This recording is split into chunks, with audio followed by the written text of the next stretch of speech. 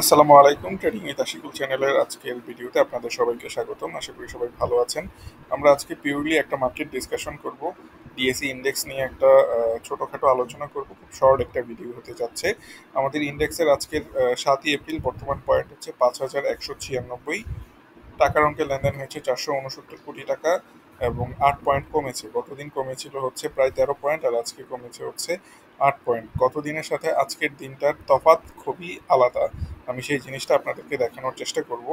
আজকে আপনারা দেখতে পাচ্ছেন দিনের শুরুতে মার্কেটটা অনেকটা বেড়ে গিয়েছিল, তারপরে একটু কমে আবার বাড়লো। আমরা সবাই ধারণা করে নিয়েছিলাম যে মার্কেটটা হয়তো একটা আপ মুভমেন্টে চাপে যাওয়ার একটা প্রস্তুতি নিয়ে নিয়েছে, কিন্তু তারপর থেকেই 11:30টার পর থেকে মার্কেটটা টানা আস্তে আস্তে কমতে থাকলো। গতদিনের হিসেব যদি দেখেন আপনারা, তাহলে দেখতে পাবেন যে গতদিনের মার্কেটটা প্রথমেই পড়ে গিয়েছিল, তারপর আস্তে আস্তে রিকভার করেছে, কিন্তু আজকের মার্কেটটা প্রথমেই বাড়লো, বাড়ার পরে আস্তে আস্তে কমে নিচে চলে আসলো। সো একটা ভাইস ভার্সা একটা সিনারিও আজকের মার্কেট ক্রিয়েট করলো কম্পেয়ার টু ইয়েস্টারডে।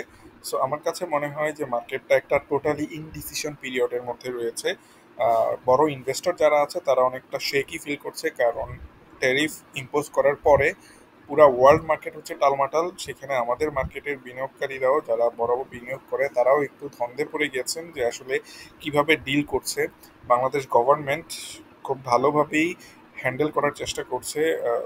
ট্রাম্পের কাছে চিঠি পাঠিয়েছে যাতে ট্যারিফটা 3 মাসের জন্য স্থগিত থাকে। যদি এই ধরনের একটা নিউজ চলে আসে, তাহলে আপনারা দেখবেন মার্কেটে একটা বড়সড় জাম্প তৈরি হবে। তবে টেকনিক্যালি আমার কাছে মার্কেটের অবস্থাটা সুবিধার মনে হচ্ছে না।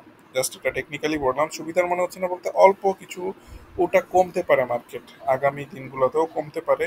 আমার কাছে মনে হচ্ছে যে এই যে যেই সাপোর্ট লেভেল রয়েছে 5,100-র উপরে, 5,100 আবার টাচ করতে পারে মার্কেটটা, এই ধরনের একটা সিনারিও তৈরি হয়ে যেতে পারে। আমরা আওয়ারলি চার্ট থেকে কয়েকটা নেগেটিভ সেন্টিমেন্ট দেখার চেষ্টা করব। কেউ তো আসলে ইচ্ছে করে দেখতে চায় না নেগেটিভ সেন্টিমেন্ট, তারপরেও আমি জাস্ট একটু দেখাই যে আওয়ারলি চার্টে আমরা একটা বেয়ার ফ্ল্যাগের মতো দেখতে পাচ্ছি। দেখেন, একটা বেয়ার ফ্ল্যাগের মতো দেখতে পাচ্ছি।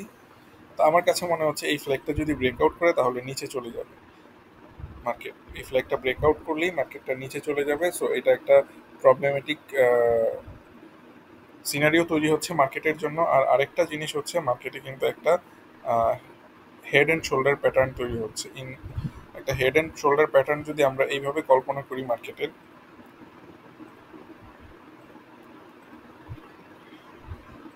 এই সাপোর্টটা যদি ভেঙে যায় তাহলে মার্কেটটা কিন্তু আরো নিচে চলে আসবে। তবে এটা অনেক পরের ব্যাপার, এটা নিয়ে আপনাদের চিন্তা করতে হবে না। আলটিমেটলি আমাদের এখন ফার্স্ট উদ্দেশ্য থাকবে মার্কেটটা যেন এই ট্রেন্ড লাইনটা ধরে থাকে, এই ট্রেন্ড লাইনটা ধরে থাকে এবং যে 200-এ মুভিং অ্যাভারেজ রয়েছে সেটার উপরে থাকে। আগামী দিন আপনারা যদি আমরা যদি মার্কেটকে 5,185-র ওপরে থাকতে দেখি, তাহলে মোটামুটি আমরা বলবো যে মার্কেটটা একটা সাপোর্ট লেভেলের উপরেই আছে। যদি 5,185-র নিচে চলে যায়, তাহলে হয়তো মার্কেটটা 5,150-160-এ চলে আসতে পারে খুব ইজিলি আগামী কয়েকটা দিনের মধ্যেই। সো মার্কেটে খুব টালমাটাল সিচুয়েশন এখন। সব কিছুই ডিপেন্ড করছে মার্কেটের নিউজটা কিভাবে তৈরি হবে। ট্রাম্প প্রশাসন কিভাবে আমাদের চিঠির রিপ্লাই দেয়, সেটার উপর বেস করে হয়তো একটা রিয়েকশন দেখতে পারবো মার্কেটে। আপাত দৃষ্টিতে আপনারা যেই সিচুয়েশনে রয়েছেন, আমি বলবো যে বড় স্টকগুলো মোটামুটি বেশ ভালো পজিশনে রয়েছে, কিন্তু এখনো না কিনে জাস্ট একটু দেখেন, দেখতে থাকেন যে আসলে কি অবস্থা সামনে তৈরি হয়, সেটার উপর বেস করে আপনারা ডিসিশন নেওয়ার চেষ্টা করবেন। তো এই ছিল আজকের আলোচনা। যারা এতক্ষণ দেখলেন তাদের সবাইকে ধন্যবাদ। সবাই ভালো থাকবেন, সুস্থ থাকবেন। আল্লাহ হাফিজ।